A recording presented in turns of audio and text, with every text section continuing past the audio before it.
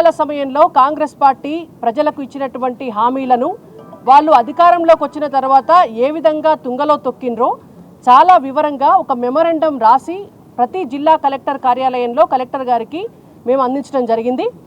Congress party అధికారంలోకి రాకముందు మోసపూరితమైనటువంటి మాటలు చెప్పినారు. దేశంలో నరేంద్ర మోడీ గారు ప్రధానమంత్రి అయిన తర్వాత ప్రతి పేదవాడికి కూడా ఇల్లు దక్కాలనేటువంటి ఉద్దేశంతో ఆవాస్ యోజన పథకాన్ని తీసుకొస్తే గతంలో ఉన్నటువంటి బీఆర్ఎస్ పార్టీ కేంద్రం నుంచి వచ్చినటువంటి 4,000 కోట్ల రూపాయలను తీసుకున్నది. ఇక్కడ ప్రజలకు ఆనాడు డబుల్ బెడ్రూమ్ ఇండ్లు ఒక్కటి కూడా కేటాయించకుండా ప్రజల్ని మోసం చేసినారు. కేవలం ఇస్తే మోడీ గారికి పేరు వస్తుంది అన్నటువంటి ఒకే ఒక అక్కస్తోటి మీరు ఎన్ని లక్షల ఇండ్లు కట్టుకుంటే అన్ని లక్షల ఇండ్లకు మేము పైసలు ఇస్తామని మోడీ గారు పదే పదే బీజేపీ ప్రభుత్వం చెప్పినా కూడా ఆనాడు బీఆర్ఎస్ పార్టీ ప్రభుత్వం కేవలం బీజేపీకి పేరు రావద్దని పేద ప్రజల్ని మోసం చేసినారు.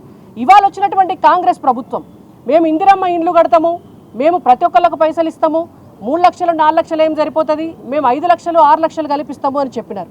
కానీ ఇవాళ వచ్చిన కాంగ్రెస్ ప్రభుత్వం ఇంకా అధ్వానంగా తయారైంది.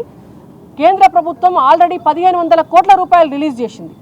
రిలీజ్ చేస్తే ఆ పైసలు తీసుకున్నారు.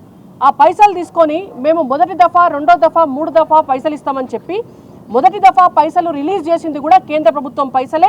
మళ్ళీ రెండో దఫా, మూడో దఫాకి రిలీజ్ చేయడానికి రాష్ట్ర ప్రభుత్వం దగ్గర నుంచి పైసలు లేవు, వాళ్ళు రిలీజ్ చేస్తలేరు. ఇట్లా కూడా మళ్ళొకసారి ప్రజల్ని మోసం చేసుకుంటా ఏమన్నా ఇండ్లు రెడీ అయితే కూడా వాటికి కాంగ్రెస్ పార్టీ కలర్ లేపిస్తారట. మరి ఇది ఎక్కడి ప్రజాస్వామ్యం? ఇవాళ ఒక పార్టీ కలరే వేస్తే ఇండ్లు ఇస్తాము అని అంటే మరి అందరికంటే ముందు కాషాయం కలర్ వేయాలి. మేము ఇవాళ కలెక్టర్ గారిని అదే అడిగినాం. ప్రభుత్వ ఉద్యోగులుగా జీవితకాలం పనిచేసినటువంటి ప్రభుత్వ ఉద్యోగులు రిటైర్మెంట్ అయితే వాళ్ళ రిటైర్మెంట్ బెనిఫిట్స్ వస్తాయి. వాళ్ళ జీతాలల్లో ఉన్నటువంటి పైసల్ని కట్ చేసే ప్రభుత్వం కొంత కలిపి వాళ్ళకి లంసంగా వాళ్ళు రిటైర్ అయిన తర్వాత ఇస్తారు. అటువంటి పైసలను కూడా ప్రభుత్వ ఉద్యోగులకు ఇవ్వకుండా ఇవాళ ప్రభుత్వ ఉద్యోగుల్ని మోసం చేస్తుంటే ప్రభుత్వం కలెక్టర్లన్నా చొరవ చూపి ఆ ప్రభుత్వ ఉద్యోగుల రిటైర్మెంట్ బెనిఫిట్స్ వాళ్ళకి ఇప్పించాలని చెప్పి ఇవాళ కలెక్టర్ గారిని మేము వేడుకోవడం జరిగింది. వాటితో పాటుగా ఎన్నో రకమైనటువంటి హామీలు. ఇవాళ పెన్షనర్లకు 2,000 రూపాయలు పెంచుతామన్నారు. దాదాపుగా కాంగ్రెస్ పార్టీ అధికారంలోకి వచ్చి 27 నెలలు అవుతుంది. ఈ 27 నెలల నుంచి ఒక్కొక్క పెన్షనర్కి 52,000 రూపాయలు బాకీ పడ్డది కాంగ్రెస్ ప్రభుత్వం. ఆ పైసలు వాళ్ళకి ఇప్పియాలి. రైతు బంధు విషయంలో కూలీ చేసుకునేటటువంటి వాళ్ళందరికీ కూడా సంవత్సరానికి 12,000 ఇస్తామని చెప్పినారు. ఈ 2 ఏళ్ల సంధి ఉలుకు లేదు, పలుకు లేదు, ఆ లిస్టు కూడా లేదు. ఆ పైసలు వాళ్ళకి ఇప్పియాలి. ఇవాళ కౌలు తీసుకున్నటువంటి రైతులకు కూడా రైతు భరోసా 15,000 ఇస్తామని చెప్పినారు. ఆ పైసలు వాళ్ళకి ఇప్పియాలి. రైతు బంధు కూడా ఇప్పటికీ 2 దఫాలుగా ఎగ్గొట్టిండ్రు. పంట పండించుకునేటువంటి రైతులకు ఆ డబ్బులు కూడా ఇప్పియాలి. మహిళలు పెళ్లి చేసుకునేటువంటి అమ్మాయిలకు తులం బంగారం ఇస్తామని చెప్పినారు. ఈ రోజు వరకు ఒక్క మహిళకు కూడా తులం బంగారం కాదు కదా, అరకీస్ గ్రామ్ బంగారం కూడా ఈ రోజు వరకు కూడా ఇవ్వలే. ప్రతి మహిళకు 2,500 ఇస్తామన్నారు. అట్లా మోసం చేసినారు. ఇట్లా చెప్పుకుంటా పోతే 420 అంటే కాంగ్రెస్ ప్రభుత్వానికి ఖచ్చితంగా చెప్పుకోదగ్గ నెంబర్ 420 హామీలు ఇచ్చి అధికారంలోకి వచ్చినటువంటి కాంగ్రెస్ ప్రభుత్వం ఇవాళ గద్దె దిగాల్సినటువంటి అవసరం ఉన్నది.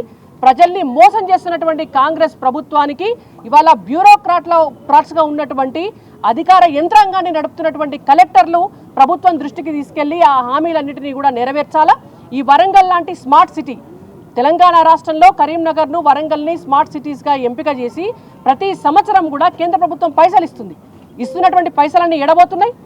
మ్యాచింగ్ గ్రాంట్స్ గలపరు, ఆ పైసలు తీసుకురారు. తీసుకొచ్చిన పైసల్ని వాళ్ళ ఇష్టానికి వాడుకుంటారు. ఎన్నడో 1000 ఏళ్ల కింద, 1500 ఏళ్ల కిందనే ఇది రాజధాని. అట్లాంటి నగరంలో ఇవాళ వర్షపు చుక్క పడితే వరదలు వచ్చి జనం నీళ్ళల్లో మునిగిపోవాల్సినటువంటి పరిస్థితి ఏర్పడుతుంది. ఇవాళ నాలాలు కబ్జాలు పెడుతున్నారు. ఎక్కడికక్కడ మొత్తం ఎక్కడ చూసినా యూనివర్సిటీ భూములు కబ్జాలు పెట్టినారు. ఎక్కడ చూసినా కూడా ఎవరైతే అధికారంలో ఉంటారో ఆ ఎమ్మెల్యేలకు చెంచాగిరి చేయటం తప్ప వేరే ఏం నడుస్తలేదు ఇక్కడ. అటువంటి పరిస్థితుల్లో ఇక్కడ కనీసం ప్రజాస్వామ్యాన్ని కాపాడాలా, ప్రభుత్వం నుంచి వచ్చేటటువంటి పథకాలు అర్హులకు అందజేయాలని చెప్పి కలెక్టర్లను ఇవాళ మేము విన్నవించడం జరిగింది. భారతీయ జనతా పార్టీ ఇవాళ మా రాష్ట్ర అధ్యక్షులు రామచంద్రరావు గారి నేతృత్వంలో ప్రజల పక్షాన ఇదే విధంగా మా పోరాటాన్ని కొనసాగిస్తామని చెప్పి మీ అందరికి కూడా తెలియజేస్తున్నాము. హామీలు ఒక్కటి కూడా చేయలేదు. 6 గ్యారంటీలు ఇవ్వలేదు, 420 హామీలు నెరవేర్చలేదు. వాటి మీద మేము ఎప్పుడు ఫైట్ చేస్తున్నాం. ముఖ్యంగా ఈ సిటీకి కేంద్ర ప్రభుత్వం ఇక్కడ ఒక ఎమ్మెల్యే లేకపోయినా, ఒక ఎంపీ లేకపోయినా 3 పథకాలు, smart city, heritage city, Amrit city, ఇట్లా అన్ని 3 పథకాలు ఇచ్చినప్పటికీ కూడా ఇక్కడ ఈ సిటీని ఒక అధ్వాన్నమైన, ఇవాళ వర్షాలు వస్తే మునిగిపోవడము, ఇలా కబ్జాలు చేయడము, ఎక్కడ చూస్తే ఒక్క దగ్గర ఎక్కడైనా స్మార్ట్ సిటీ కనబడుతుందా? ఇలా కేంద్ర ప్రభుత్వం హన్మకొండ నగరాన్ని ఎంత తీర్చిదిద్ది ఇలా ఒక కోచ్ ఫ్యాక్టరీ ఇచ్చింది. కోచ్ ఫ్యాక్టరీకి ఇచ్చి ఎంతోమందికి ఉద్యోగాలు వచ్చేటట్టు ఇలా 1000 స్తంభాల గుడి పునరుద్ధరణ చేసింది. సూపర్ స్పెషాలిటీ హాస్పిటల్ ఇస్తే కనీసం దానిలో ఇప్పటికీ డాక్టర్లు లేరు, దానికి కనీసం నర్సులు లేరు, ఒక ఫ్యాకల్టీ లేదు, మూతబడే స్థితికి ఒక సూపర్ స్పెషాలిటీ లాగా. అంటే ఏది కేంద్రం ఇచ్చింది కూడా దాన్ని కనీసం సద్వినియోగం చేయకుండా ఈ ప్రభుత్వం మభ్యపెడతా ఉన్నది. కనీసం ఇప్పటికైనా ప్రజలను మీ ద్వారా విజ్ఞప్తి చేస్తున్నా, మేము ఖచ్చితంగా డెవలప్ చేస్తామని కూడా మీ ద్వారా విజ్ఞప్తి చేస్తాం. ఇప్పుడు రానున్న జిహెచ్ఎంసీ ఎన్నికలు ఉన్నాయి కాబట్టి ఏదో తూతు మంత్రంగా మొత్తం శంకుస్థాపనలు చేస్తున్నారు. ఈ శంకుస్థాపనలు అక్కడికే పరిమితం అవుతున్నాయి కాబట్టి పనులు కూడా జరపాలి. పనులు జరపకపోతే ఇప్పటి నుంచి అన్ని కార్యాలయాలు కూడా ముట్టడించడం జరుగుతుంది. ఇప్పుడు మేము మెమరాండం మాత్రమే ఇచ్చాము. ఈ సమస్యలన్నీ ఏవైతే తీర్చారో రేపు రానున్న రోజుల్లో ఉద్యమం తీసుకుంటాం. అన్ని కలెక్టరేట్ ఆఫీసులు కానీ మున్సిపల్ కార్పొరేషన్ కానీ ముట్టడిస్తాం.